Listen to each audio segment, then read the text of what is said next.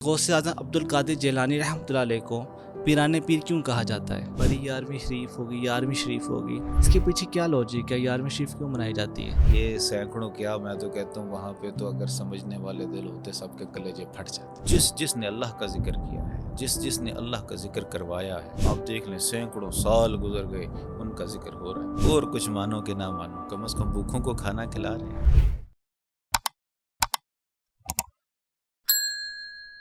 محبوب سبحانی قطب ربانی حضرت شیخ عبد القادر جیلانی رحمۃ اللہ علیہ کو پیران پیر کیوں کہا جاتا ہے؟ بڑی 11ویں شریف کیوں منائی جاتی ہے؟ یہ تمام سوالات ہمارے ذہنوں میں جنم لیتے ہیں۔ ان سوالات کے جوابات جاننے کے لیے آج ہم جن صاحب کو مدعو کیا ہے وہ کسی تعریف کے محتاج نہیں، بہت زیادہ ٹی وی چینلز کے اوپر آپ علم بانٹ چکے ہیں، آپ خود بھی سید ہیں اور 10ویں آپ امام حضرت امام علی نقی کی اولاد سے ہیں، بہت زیادہ اسلامی کتب لکھ چکے ہیں جن کے مصنف آپ ہیں۔ اس کے علاوہ آپ اسلامک اسکالر بھی ہیں، اسلامک اسکول چلا رہے ہیں، مدارس میں ختم نبوت کا کام کر رہے ہیں۔ جناب سید کامران علی نقوی صاحب، سر آپ کا بہت شکریہ، آپ دوسرے شہر سے میرے پاس آئے اور آ کر غوث پاک کی بارگاہ میں آپ نے نذرانہ عقیدت پیش کرنے کی کوشش کر رہے ہیں۔ سر میرا آپ سے پہلا سوال یہ ہے کہ غوث اعظم عبد القادر جیلانی رحمۃ اللہ علیہ کو پیران پیر کیوں کہا جاتا ہے؟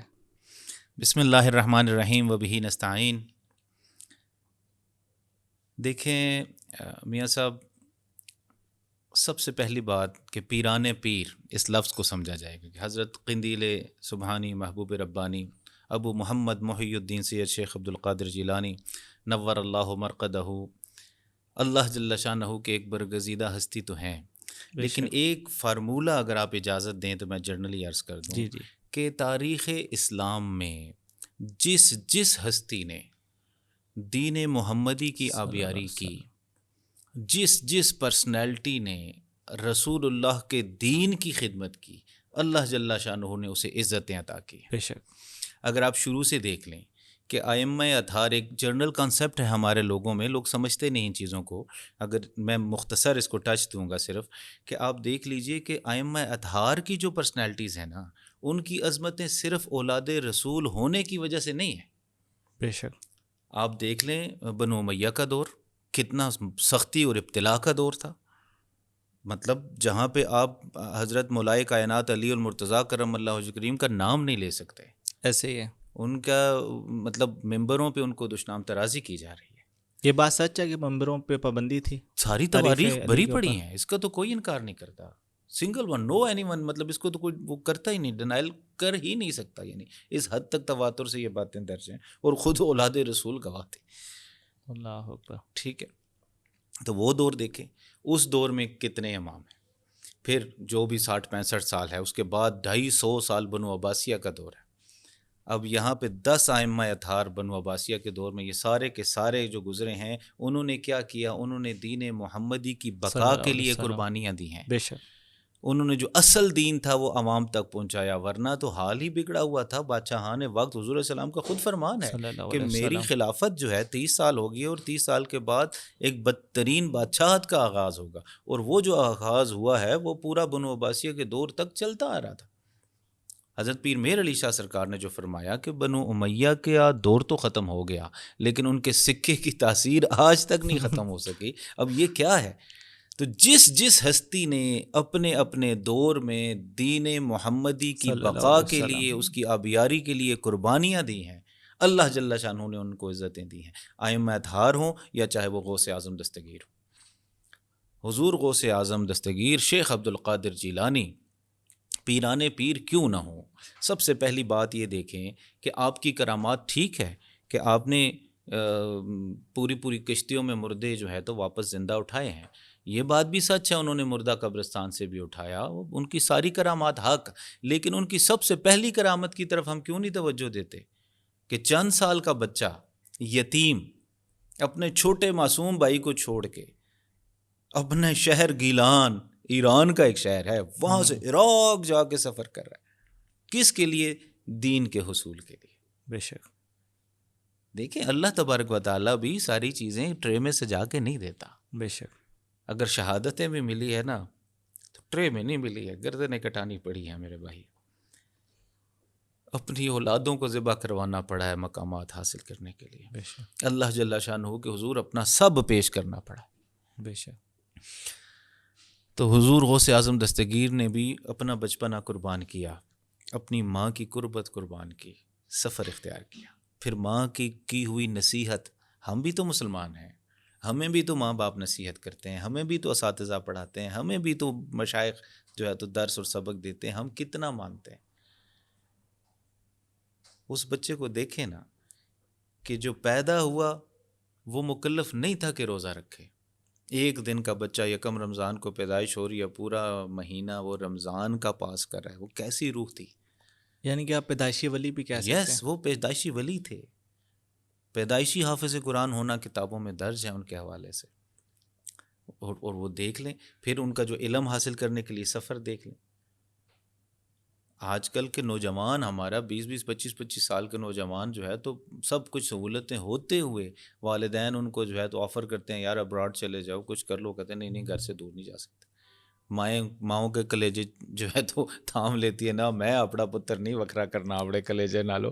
کیا تھا اس ماں کو سلام ہے، سبحان اللہ، بے شک کہ 6 سال کے بچے کو جو ہے تو ایک دوسرے ملک بھیج رہی ہیں قافلے کے ساتھ، نہ ساتھ میں کوئی بڑا ہے، نہ خود جا رہی ہیں، نہ کچھ دین کے لیے۔ یہ بہت بڑی کرامت ہے، اس کو کیوں نہیں فالو کیا جاتا؟ آج ہم اپنی نسلوں کی تعلیم تربیت پہ کتنا ٹائم دے رہے ہیں، ان کے اوپر کتنا ہم اپنی خوشیاں قربان کر رہے ہیں، یہ دیکھنا۔ سب سے پہلی آپ کی قربانی یہ تھی کہ دین محمدی کا صلی حصول، اللہ علیہ وسلم۔ پھر وہ دین حاصل کرنے کے لیے قربانیاں، سفر، حضر، وہاں پہ جا کے کس طریقے سے انہوں نے پھر ہر بات، چھوٹی سی چھوٹی بات، ماں نے کہا نا، جیسے میں نے بات کیا کہ ہم بھی تو نصیحتیں ہمیں بھی تو ہوتی ہیں، ماں نے کہا سچ بولنا ہے، چوروں کے سامنے بھی جھوٹ نہیں بولا۔ سبحان اللہ۔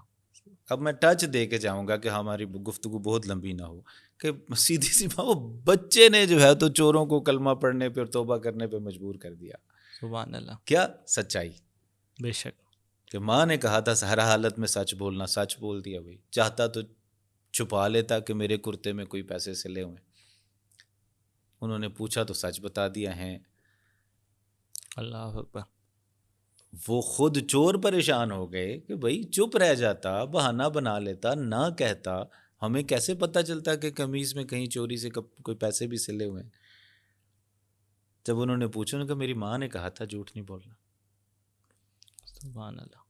آپ کے صرف اس بات نے اتنا اثر کیا ان کے دل پہ کہ وہ اس بچے کے سامنے انہوں نے توبہ کر لی کہ آئندہ ہم بھی چوری نہیں کریں گے۔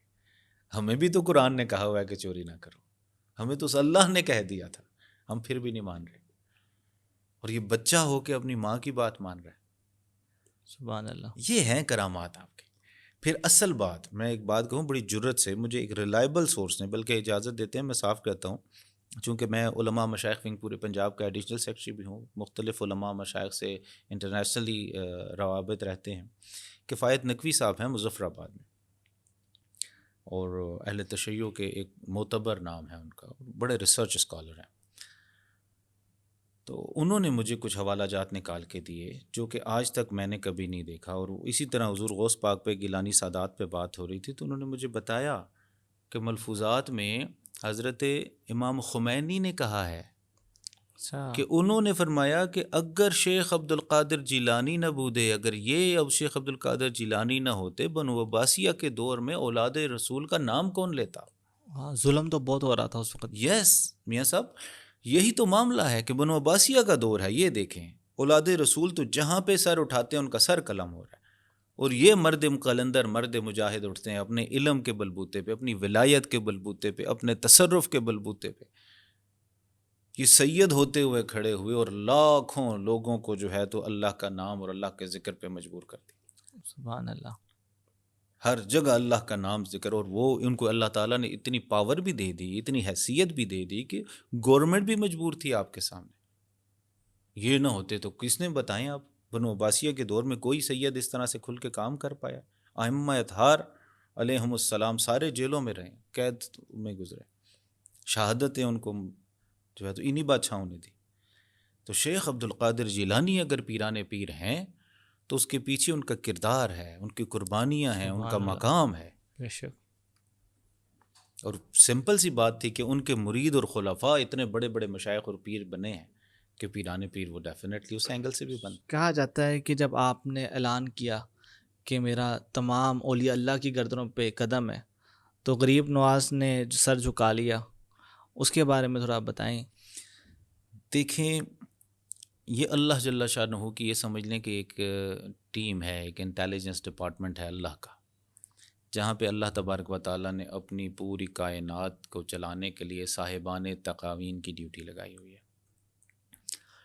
جس طرح ہم یہاں ہماری ہیرارکی ہوتی ہے، آپ کے کرو ممبرز ہیں، آپ کے کیمرہ مین ہیں، آپ کے پروڈیوسرز ہیں، آپ کا سٹاف ہے سارا، وہ آپ کو سر کہہ رہے ہیں. کیوں کہہ رہے ہیں؟ بیکاز یو آر دا باس. ایسے ہی ہے. اسی طریقے سے جو اللہ جل شانہ کی ٹیم ہے نا، اس میں مقامات ہیں. جو بندہ جتنا اتباع رسول میں کامل ہوگا اتنا بڑا اس کا مقام ہوگا. یہاں آپ مجھے 2 منٹ کی اجازت دیں تو میں تفصیل سے عرض کرتا ہوں. جی. ہمارے جد اعلیٰ حضرت جلال الحق و شرف الدین جلال الدین حسین مخدوم جہانیہ جہاں گشت نور اللہ مرقدہ نقوی بخاری سادات کی اہم ترین شخصیات ہیں. آپ کے دادا جلال الدین بخاری انفیکٹ یہاں سب کانٹیننٹ میں تشریف لائے تھے بخارا سے.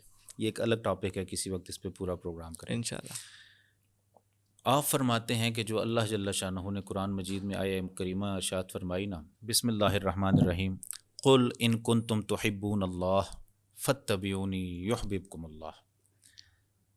مخدوم جہانیہ کریم فرماتے ہیں کہ میں نے قرآن مجید سارا پڑھا، غور کیا رسول اللہ کے مقامات پہ، لیکن یہ آیہ مبارکہ جب میں نے پڑھی تو میرا کلیجہ پھٹ گیا کہ اللہ جل شانہ اپنے محمد صلی اللہ تعالی وسلم سے کتنا پیار کرتا ہے کہ جس طرح کوئی بندہ کسی پہ اپنا سب کچھ وار دیتا ہے نا، قربان کر دیتا، تو اللہ نے محمد الرسول اللہ پہ اپنا سب وار دیا. سبحان اللہ. وہ فرما رہا ہے کہ اے حبیب اعلان کر دو کہ اگر تم اللہ سے پیار کرتے ہو نا، اللہ سے پیار کرنے کے دعوے دار ہو تو مجھ محمد کی اتباع کر لو. سبحان اللہ. اتباع محمد کر لو تو کیا ہوگا؟ وسلم. اب محبت کرنی تھی خدا سے. سبحان اللہ فارمولہ دے رہا ہے کہ اچھا میرے ساتھ پیار کرنا چاہتے ہو، میرا قرب حاصل کرنا چاہتے ہو تو میرے محمد کی اتباع کرو. اگر اس کی اتباع کرو گے تو کیا ہوگا؟ یحببکم اللہ. تم کیا خدا سے پیار کرو گے، خود خدا یعنی خود میں اللہ ہو کر تم سے پیار کرنا شروع کر دوں گا. سبحان اللہ. محبوب الہی بنا لوں گا تمہیں. جو محب الہ ہیں ان کو محبوب الہی بنا دوں گا. وجہ کیا ہے؟ کہ اتباع رسول. یہاں پہ مخدوم جہانیہ کریم فرماتے ہیں کہ جس کی اتباع کامل ہوگی، جو جتنا اتباع رسالت میں بلند ہوگا، کامل ہوگا، اتنا زیادہ ولایت میں اس کا مقام اونچا ہوگا قرآن سے. اور پھر یہاں پہ ایک اور بات بھی آپ کو بتا دوں کہ اتباع محمد الرسول اللہ صرف یہ نہیں تھی کہ داڑھی بڑی رکھ لو، سر ڈانپ کے رکھو، پگڑی باندھ لو، شلواریں اونچی کر لو، 4 شادیوں کا شوق کر لو. یہ نہیں تھا. اتباع اگر کرنی ہے نا محمد الرسول اللہ کی، پھر ہر عمل میں کرنی ہوگی. بے شک. پھر دیکھنا ہوگا کہ رسول اللہ کا طریقہ کیا صلی تھا. اللہ علیہ وسلم. پھر دیکھنا ہوگا کہ رسول اللہ نے نذرانے لے کے پیسے جمع کر کے رات کو اپنے تجوریوں میں بھرے ہیں یا سارا بانٹ کے سوئے ہیں. مخدوم جہانیہ کریم اپنے مکتوبات شریف میں فرماتے ہیں کہ جو پیر پیسے لے کر اپنے پاس گھر میں رکھ کے سو جائے اس کی دعائیں قبول نہیں ہوتی، کیونکہ اس نے سنت رسول کی مخالفت کی. رسول اللہ جب تک بانٹ نہیں دیتے تھے تو گھر میں سوتے نہیں تھے. پھر اتباع کرنی ہے تو ہر لحاظ سے کرنی ہے. پھر دیکھنا ہے کہ وہ تو سینوں پہ کھلاتے تھے. محمد الرسول اللہ جن کو کندھوں پہ بٹھا کے، جن کے لیے سجدے طویل کرتے تھے، سبحان اللہ، ان کو اسی طرح پھر اتباع رسول کرنی ہوگی. ان کو سر پہ بٹھانا ہوگا، ان کو کندھوں پہ بٹھانا ہوگا، ان کے گلے کاٹ کے ان کو نیزوں پہ سوار نہیں کرنا. اتباع کرنی ہے نا تو پھر کامل اتباع کرنی ہے. میاں صاحب بات ہو رہی تھی مقام کیسے ملتا ہے. مقام اگر کسی کو ولایت میں بزرگی کا ملتا ہے اتباع رسول سے ملتا ہے. یہ قرآن کی آیت اور مخدوم جہانیہ کے ملفوظ سے ثابت ہوا. اب جو جتنا اتباع رسول میں صلی کامل اللہ علیہ ہوگا وسلم۔ دوسرے کو اس پہ اعتراض ہی نہیں. جو اللہ تعالیٰ کا یہ جو ISI ہے، اللہ تعالیٰ کی جو ٹیم ہے، اللہ تعالیٰ کے جو صاحبان تقاوین ہیں، ہر دور میں ولی ہیں، ہر دور میں وتد ہیں، ہر دور میں نقبا ہیں، نجبا ہیں، یہ ان کی پوری ہیرارکی ہے. تو جب کوئی بندہ قطب الاقطاب یا غوث وقت نامینیٹ ہوتا ہے تو جتنے سبارڈینیٹ ہیں وہ ایکسیپٹ کرتے ہیں، وہ گردنیں جھکاتے ہیں. تو جس وقت مقام غوثیت سرکار بغداد شیخ عبد القادر جیلانی نور اللہ مرقدہ کو ملا تو وہ ان کا ایک منصب تھا کہ انہوں نے اعلان ولایت کیا کہ میرا یہ قدم جو ہے وہ ہر ولی کی گردن پہ ہے، اور وہ ایک مقام تھا، اللہ تعالیٰ نے ان کو بلندی عطا کر دی تھی. تو سب نے جو ولی تھا وہ جھکا، اس نے مانا، جو اس اللہ تعالیٰ کی ٹیم میں شامل تھا اس نے ایکسیپٹ کیا، اور اس پہ کسی کو اعتراض نہیں تھا جو اس ٹیم میں تھے. جو اللہ تعالیٰ کی سیکرٹ ٹیم ہے، جو صاحبان تقاوین ہیں، جو ہر دور میں ہے اور کام کر رہے ہیں اللہ کے لیے. آپ اعلان عراق میں کر رہے ہیں اور غریب نواز یس پاک و ہند میں موجود ہیں. بالکل. یہ تو دیکھیں، اب یہ الگ ایک اگر ہم سائنس کو بھی ٹچ کریں نا تو بہت بات آگے چلی جائے گی. آج کے دور میں تو ماننا آسان ہو گیا، موبائل کا دور ہو گیا. ایسے ہی ہے. دیکھیں یہ پیرالل ورڈز ہیں، مختلف ڈائمینشنز ہیں جو اللہ تبارک و تعالیٰ نے کائنات میں بنائی ہوئی ہیں. تو جو بندہ تھرڈ ڈائمینشن میں ہے جیسے میں اور آپ ہیں، ٹھیک ہے، اب دوسری ڈائمینشن والے کو میں تصرف کر سکتا ہوں، اسے دیکھ سکتا ہوں، اسے سن سکتا ہوں، اس کے ساتھ جیسے مرضی کروں. پانی میں رہنے والے جراثیم، ٹھیک ہے، یہ چھوٹے حشرات الارض، چھوٹے موٹے، ہم ان کو استعمال بھی کر رہے ہیں، جانور بھی ان میں شاید شامل ہوں گے کہ ان کو ہم استعمال کر رہے ہیں، اس سے استفادہ بھی لے رہے ہیں، اور وہ بہت ساری ایسی چیزیں ہیں جو ہمارا شعور تک نہیں رکھتے، وہ ہمیں دیکھ ہی نہیں سکتے.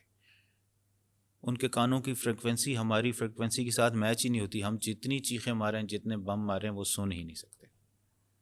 لیکن میں مائکروسکوپ کے ذریعے ان کو دیکھ سکتا ہوں، ان کی نسلوں پہ کام کر سکتا ہوں، ان کی مطلب ہر لحاظ سے ان کو استعمال کر سکتا ہوں، اور کر رہے ہیں سائنسدان. مطلب آپ دیکھ لیں فصلوں پہ کتنا کام ہو رہا ہے، مختلف قسم کی جینز پہ کام ہو رہا ہے، مختلف حشرات الارض، چھوٹے چھوٹے جانوروں پہ، جراثیمز کے حوالے سے کتنا بڑا بڑا ہم کام کر رہے ہیں سائنسدان صدیوں سے. ان کو ہمارا شعور نہیں، ہمیں ان کا ہے. اسی طریقے سے میں تھرڈ ڈائمینشن میں ہوں. جو فورتھ ڈائمینشن میں ہے جیسے جن، ٹھیک ہے، میں اگر ایک عام انسان ہوں تو مجھے جنات نظر نہیں آتے، لیکن جن کو میں آ رہا ہوں، ٹھیک ہے. اشرف المخلوقات میں تو ہم ہی ہیں نا. ہاں اشرف المخلوقات ہیں. اب اسی پہ میں جا رہا ہوں کہ پیرالل ورلڈ ہے نا. اب فرشتہ ہے وہ ففتھ ڈائمینشن میں ہے. فرشتے کو ہم جن بھی نظر آ رہا ہے، میں بھی نظر آ رہا ہوں، اور مجھے وہ نہیں آ رہے، لیکن میں اشرف المخلوقات ہوں. اگر میں اپنی تمام پوٹینشل، اپنی طاقت جو اللہ جل شانہ نے اپنی یہ مرکزی پروڈکٹ میں ہمارے اندر وہ چیزیں ڈالی ہوئی ہیں، تو میں یہ ساری پیرالل ورلڈز کے پردے اٹھا سکتا ہوں، میں آگے جا سکتا ہوں. رسول اللہ صلی اللہ علیہ وآلہ وسلم وہ گئے ہیں نا معراج پہ، انہوں نے یہ ساری ڈائمینشنز کو کراس کر کے یہ سارے پردے اٹھا کے اللہ جل شانہ کا وکان قاب قوسین او ادنا، وہ تو یوں تھے کہ جیسے جو ہے تو کمان کی دو وہ ہوتی کہ اللہ کے بالمشافہ ملاقات ہوئی. اب جو بندہ بھی اس طرح سے الگ ڈائمینشنز میں جائے گا، یہ ساری کائنات اس کے لیے مسخر ہو جاتی ہے، تو کوئی بڑی بات ہی نہیں ہے. سبحان اللہ. اب ویژن سوچیں نا کہ اب غوث پاک کے سامنے یہ کہتے ہیں نا کہ رائی کے دانے کی طرح میری ہتھیلی پہ پوری کائنات آ گئی، تو بالکل ڈیفینیٹلی یہ پاسبل ہے. اتنی سی چپ میں، اتنے سے میموری کارڈ میں ہمارے پاس کیا کچھ نہیں ہے. بے شک. ایک موبائل چھوٹا سا ڈیوائس ہے ہمارے پاس، پوری دنیا کی انفارمیشن ہے. اب تو اور مزید AI کا دور آ گیا. آپ دیکھیں، چیک کریں کہ یار ایک نقطے میں ساری دنیا آ گئی ہے کہ نہیں آ گئی. بے شک. اور اسی طریقے سے آپ اپنے شعور کو دیکھیں کہ ہمارا شعور جہاں جہاں ہمارا خیال جا رہا ہے نا، وہاں پہ ہمارا وجود جا سکتا ہے. مثلا میں آپ کو چھوٹی سی بات بتاؤں، ابھی اگر میں ذکر کرتا ہوں، چلیں ادھر کی بات کر لیتے ہیں، مدینہ طیبہ، گنبد خضرا، سنہری جالیاں، صلاۃ والسلام علیک یا سیدی یا رسول. کیا ہمارا توجہ ادھر ایک دم سے ہم نے محسوس کیا وہ مدینہ شریف کا ماحول؟ مطلب ہمارا خیال وہاں گیا، ہماری سوچ وہاں فوراً چلی گئی. کتنے ہزار کلومیٹر دور بیٹھے ہیں، 5-6 ہزار کلومیٹر دور بیٹھے. سیکنڈ کے کچھ حصے میں ہم یہاں ابھی نام لیا اور وہاں پہ ہمارا شعور چلا گیا. وہ کہتے ہیں نا وہ شعر ہے کہ جان و دل ہوش و خرد سب تو مدینے پہنچے، سبحان اللہ، جان و دل ہوش و خرد سب تو مدینے پہنچے، تم نہیں چلتے رضا سارا تو سامان گیا۔ سبحان اللہ، احمد رضا خان بریلوی کا شعر ہے کہ وہ کہتے ہیں جب جان دل ہوش خرد عقل سب وہاں پہنچ گئی تو صرف میرا وجود یعنی یہ ہمارا گوشت پوش ہڈیاں یہاں رہ گئی نا۔ سبحان اللہ، تھوڑا سا اگر تزکیہ پہ کام کیا جائے، تھوڑا سا اگر اپنی پاکیزگی پہ کام کیا جائے تو سب کچھ جا سکتا ہے۔ بے شک، اب یہ باتیں آپ کے جو ویورز ہیں شاید ان کو عجیب بھی لگیں، لیکن یہ ساری چیزیں تاریخ سے ثابت ہیں۔ اللہ کے اولیاء کرام ان کے لیے یہ سفر کرنا، طے العرض کرنا کیا مسئلہ تھا؟ آپ مردے کو زندہ کرتے تھے، مردے کو، ہاں تو کیوں، اس میں کیا بڑی بات ہے؟ جب اللہ کے حبیب کے حدیث قدسی شریف ہے، حدیث قدسی شریف ہے کہ پیارے محبوب نے فرمایا صلی اللہ کہ جو بندہ نوافل کے ذریعے اللہ کا قرب حاصل کرتا ہے، یہ فرائض کی بات ہی نہیں ہو رہی، تو کیا ہوتا ہے، اس ہاتھ اس کے ہوتے ہیں اس میں پکڑنے کی طاقت اللہ جل شانہ، اللہ، قدم اس کے اس میں چلنے کی طاقت اللہ جل شانہ، آنکھیں اس میں بصارت اللہ کی ہوتی ہے، سبحان اللہ، زبان اس میں قوت گویائی اللہ کی ہوتی ہے، سبحان اللہ، تو مجھے بتائیں کان اس کے اور اس میں سماعت اللہ جل شانہ کی۔ سبحان اللہ، تو جو اللہ کی طاقت سے بول رہا ہے، جو اللہ کی طاقت سے پکڑ رہا ہے، جو اللہ کی طاقت سے چل رہا ہے، تو کیا مسئلہ، مردہ زندہ کرنا کون سی بڑی بات ہے؟ جن کے حق کیا بات، اس میں کیا مطلب، پہلے ہوا ہے یہ تو انسان، مطلب اللہ کے انبیاء نے کتنی دفعہ کیا۔ دراصل وہی تو بات ہے نا کہ انسان اگر انسان بن جائے، دیکھیں آپ نے اگر کوئی چیز کی، آپ نے ایک چھوٹا سا پوڈ کاسٹ کیا، آپ کہتے ہیں یہ میرا، آپ اون کرتے ہیں کہ یار یہ انسان اللہ کی پروڈکٹ ہے، بے شک، اللہ جل شانہ نے اپنا بیسٹ دیا ہے انسان کے اندر۔ اچھا آپ ایک اجمی ہیں اور جب آپ عراق میں جاتے ہیں وہاں عربی بولی جاتی ہے، تو جب آپ نے وہاں پہ خطاب کیا، کہا جاتا ہے 70,000 لوگوں کا مجمع تھا اور کئی لاشیں اٹھائی گئیں، اللہ، ایسا وہ جادو ہوا، ایسا اثر تاثیر ہوا؟ تو تھی، تاثیر یار کیوں نہ ہوتی میاں صاحب، تاثیر اس وجہ سے ہوگی نا کہ جب آپ نے عبادات میں مقام حاصل کیا، پھر ایک موقع آیا کہ رسول اللہ نے فرمایا کہ میرے بیٹے اب آپ خطاب فرمائیے۔ سبحان اللہ، جب آپ کو حکم ہوا تو آپ نے عرض کیا کہ یا رسول اللہ میں عجمی ہوں، ایران سے آیا ہوں، یہاں عراق میں سارے عرب ہیں، تو حضور نے فرمایا تم فکر نہ کرو، منہ کھولو۔ اللہ اکبر، اور رسول اللہ صلی اللہ تعالیٰ علیہ وآلہ وسلم نے آپ کے منہ مبارک میں 7 مرتبہ اپنی لعاب عطا فرمائی۔ سبحان اللہ، پھر مولائے کائنات حضرت علی المرتضیٰ کرم اللہ وجہ الکریم نے بھی اسی طرح حکم فرمایا کہ رسول اللہ کا حکم سبحان ہے، اب اللہ، آپ نے خطاب کرنا ہے لوگوں سے، جو آپ کا یہ اب مقام یہ ہے کہ اب آپ نے یہ دین پھیلانا ہے، سبحان اللہ، لوگوں کو یہ پہنچائیں سارا کچھ۔ سبحان اللہ، تو آپ نے وہی فرمایا، تو انہوں نے فرمایا کہ ٹھیک ہے منہ کھولو۔ سبحان اللہ، رسول اللہ نے جیسے کیا ویسے حضرت علی نے بھی کرنا ہے، جو رسول اللہ نے کیا ویسا ویسا۔ تو آپ نے 6 مرتبہ لعاب عطا فرمائی۔ سبحان تو آپ اللہ، نے کہا رسول اللہ نے صاحب نے فرمایا نہیں، میں ادباً ایک جو ہے تو عدد کم رکھوں گا۔ سبحان تو اللہ، پھر جو رسول اللہ کا حکم، آپ کی اجازت، آپ کی لعاب دہن پا کر جب خطاب کرے گا، یہ سینکڑوں کیا، میں تو کہتا ہوں وہاں پہ تو اگر سمجھنے والے دل ہوتے سب کے کلیجے پھٹ جاتے۔ اللہ اور اکبر، ایسا ہوتا تھا، آپ جب ذکر خصوصاً کرتے تھے، ذکر کی محفل میں لوگوں کو واجد حاصل ہوا تھا، جب آپ کہیں لا الہ الا اللہ کی ضرب لگتی تھی، اللہ اکبر۔ عجیب کیفیت ہوتی تھی پورے مجمع میں۔ اچھا بڑی 11ویں شریف ہوگی، 11ویں شریف ہوگی، اس کو منانے کی وجہ کیا ہوتی ہے؟ ابھی بھی غوث پاک کا مہینہ ہے، 11ویں شریف بڑی آ رہی ہے، اس کے پیچھے کیا لوجک ہے؟ 11ویں شریف کیوں منائی جاتی ہے؟ دیکھیں بنیادی طور پہ تو آپ رسول اللہ کا میلاد صلی مناتے اللہ تھے، علیہ وسلم، 11ویں رات، ٹھیک ہے، اور 12ویں صبح، وہ تو حضور علیہ السلام کی بارگاہ میں آپ کا معمول تھا، اور پھر آپ کا وصال مبارک اسی مہینے میں ہوا تو آپ کا عرس بھی اسی میں ہو گیا، تو وہ ایک آپ کو ایک وہ سمپل سی بات ہے جو اللہ جل شانہ فَاذْكُرُونِی أَذْكُرُکُم، اللہ نے کیا فرمایا کہ میرا ذکر کرو میں تمہارا ذکر کروا بے دوں شک، گا۔ تو جس نے اللہ کا ذکر کیا ہے، جس نے اللہ کا ذکر کروایا ہے، آپ دیکھ لیں سینکڑوں سال گزر گئے ان کا ذکر ہو رہا ہے۔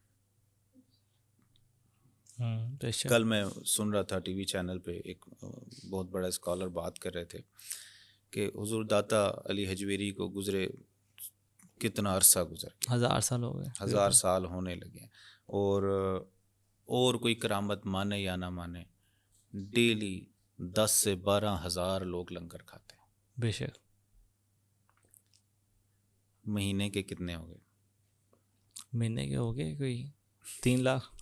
ٹھیک ہے، سال کے کتنے ہو گئے؟ سال کے آپ ملٹیپلائی کر لیں، ٹھیک ہے جی۔ کروڑوں میرے بھائی وہ والی بات کہ لاکھوں لوگ سالانہ یہاں آ کے لنگر کھا رہے ہیں، وجہ کیا ہے؟ اور کچھ مانو کہ نہ مانو، کم از کم بھوکھوں کو کھانا کھلا رہے ہیں۔ بے شک۔ لاہور شہر میں کوئی آئے اسے کم از کم بھوکھا سونا نہیں پڑے گا، سب کو پتہ ہے داتا جاؤں گا روٹی مل جائے گی۔ بے شک۔ ٹھیک ہے، اسی طریقے سے حضور غوث اعظم دستگیر، آپ کی جو شان ہے، آپ کا جو مقام ہے، آپ کی جو عظمتیں ہیں، انہوں نے اتنا اللہ کا ذکر کیا ہوا ہے کہ وہ ان کے لنگر چلتے رہے، ان کے نام چل رہے ہیں انشاءاللہ، اور تا قیام قیامت ہوگا۔ اور یہ اللہ تبارک و تعالیٰ کی طرف سے انعام ہوتا ہے اپنے ولیوں کو کہ تم نے میرا نام لیا، اب میں تمہارا کرواؤں گا لوگوں سے۔ سبحان اللہ۔ شاہ صاحب ہمارے ساتھ موجود ہیں اور بڑا ہی خوبصورت بیان کیا انہوں نے، لیکن ان کی بیان سے ایک بات آج ثابت ہو گئی کہ آج ہم جو باتیں کرتے ہیں کہ آج کے دور میں غوث کیوں نہیں پیدا ہوتے، آج کے دور میں قطب کیوں نظر نہیں آتے، آج کے دور کے اندر وہ اولیاء نظر کیوں نہیں آتے جو کرامات دکھائیں، تو سب سے پہلے آج کے دور کے حساب سے اپنے آپ کو خاتم النبی رحمۃ اللہ عالمین محمد مصطفیٰ صلی اللہ علیہ وسلم کا غلام کر لو، ان کی اتباع کر لو، ان سے محبت کرو۔ جب محبت بڑھ جائے گی تو تم بھی ویسے ہو جاؤ گے جیسے وہ لوگ تھے۔ جزاک اللہ۔